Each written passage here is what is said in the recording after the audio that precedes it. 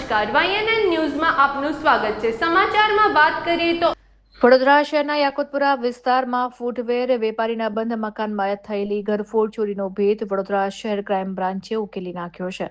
પોલીસે ચોરીના ગુનામાં સંડોવાયેલા આરોપીની ધરપકડ કરી વધુ તપાસ હાથ ધરી છે।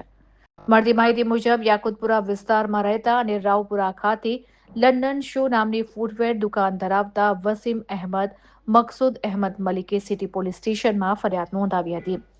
ફરિયાદ અનુસાર તારીખ 24 એપ્રિલ 2026ના રોજ તેમના દાદીનું હાલોલ ખાતે અવસાન થતા તેઓ પરિવાર સાથે ત્યાં ગયા હતા। બાદમાં 25 એપ્રિલે દાદીના અંતિમ સંસ્કાર માટે પરિવાર સાથે યાકુતપુરા પરત આવ્યા હતા।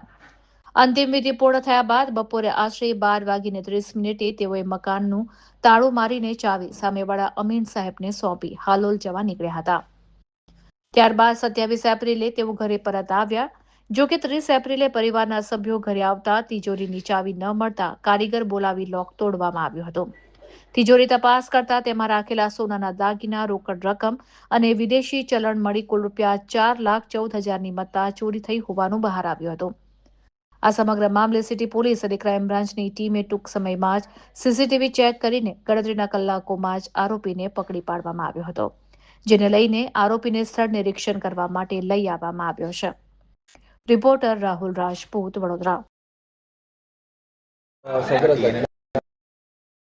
વડોદરા યાકુતપુરા ખાતે આજે આપણે મકાન આવેલું છે એ મારા સન વસીમ કરીને છે, એના પરિવાર સાથે અહીંયા રહે છે। હું હાલોલ ખાતે રહું છું। ગયા સપ્તાહે મારી માતાનું હાલોલ ખાતે અવસાન થતાં આ લોકો આપણે ઘર બંધ કરીને હાલોલ ખાતે આવ્યા હતા। ઇન બિટવીન અમારા ઘરે દરજીનું સીવાનું કામ કરતો છોકરો અને જે રોજ આવન જાવન કરતો હતો અનીસ દૂધવાલા, એને આ બંધ મકાનને નિશાન બનાવી અને ચોરીને અંજામ આપ્યો હતો। એમાં સોનાના દાગીના, વિદેશી કરન્સી અને ઇન્ડિયન કરન્સી સહિત 4.5 થી 5 લાખના મુદ્દામાલની ચોરીનો અંજામ આપ્યો હતો। એ બાબતે અમે શહેર પોલીસ મથકે ફરિયાદ આપી હતી।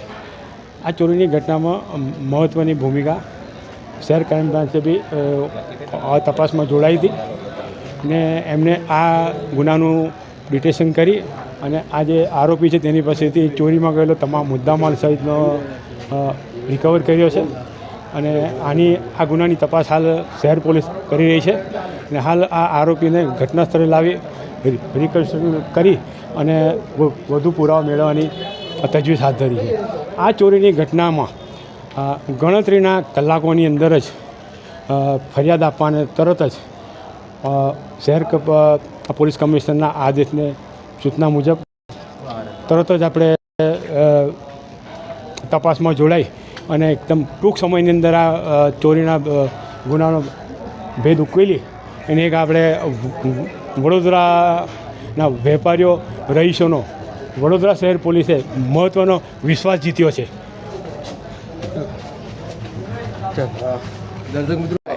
એકચ્યુઅલી વસીમ નામ છે મારું, યાકુતપુરા વડોદરામાં રહેવાનું છે અમારું। મારી દાદીનું અવસાન થયું હતું ત્યારે અમે લોકો હાલોલ ગયા હતા, તો એ ટાઈમ પર આ બનાવ થઈ ગયો અને બનાવ થયા એના પછી ઘટના સ્થળેથી પોલીસે બહુ સફળતાપૂર્વક બહુ ફાસ્ટ રિઝલ્ટ આપી દીધું અને એમાં કમિશનર સાહેબ છે, પછી આપણે ક્રાઇમ બ્રાન્ચની ટીમ છે, સિટી પોલીસની ટીમ છે, એમનો ખૂબ ખૂબ આભાર વ્યક્ત કરીએ છીએ। ચોરી 4-4.5 લાખની ચોરી હતી। એમાં જે રોકડ રકમ હતી, પછી લંડનના પાઉન્ડ હતા અને સોનાના દાગીના હતા।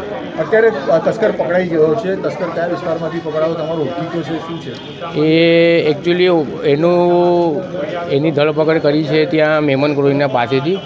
એ ક્રાઇમ બ્રાન્ચ અને સિટી પોલીસ સ્ટેશનના એ લોકોના કામથી બરાબર થયું છે બધું। હવે કેવું લાગે છે તસ્કર? અરે પોલીસ પર બહુ ભરોસો છે, હમણાં આવી ગયો, અમને પહેલાંથી પણ હતું, પણ એમને જે કામ કર્યું છે બહુ પ્રાઉડ વાળું કામ કર્યું છે લોકોએ। Subscribe now and press the bell icon. Never miss an update.